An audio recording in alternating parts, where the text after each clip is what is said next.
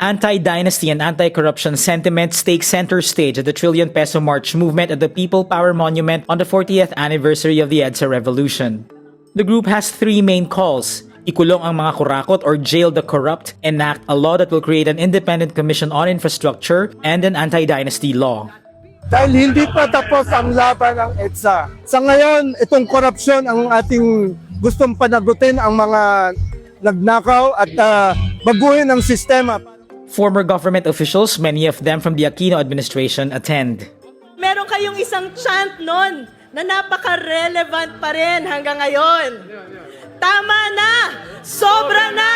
Palitan na! Present were members of the August 21 movement, the group that spearheaded street protests after the assassination of former Senator Benigno Aquino Jr. on August 21, 1983. Caloocan Bishop Cardinal Pablo Virgilio David and the daughter of former President Corazon Aquino, Viel Aquino D., joined protesters. Dito sa EDSA, binago natin ang kahulugan ng revolusyon. Hindi sandata ang ating hawak, kundi paninindigan.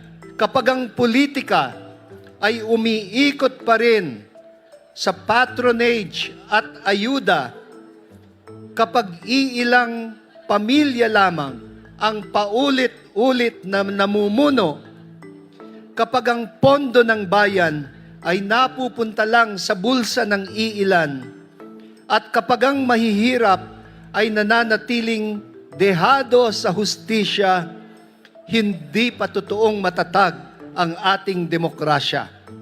Ayaw na nating maulit ang bangungot ng peking gyera kontra droga at madugong patayan sa ating mga kalsada ng biktima ay ang mga dukha.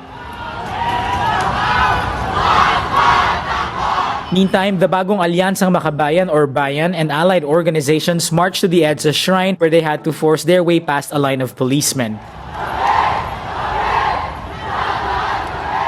They are joined by activists from Bayan Southern Tagalog.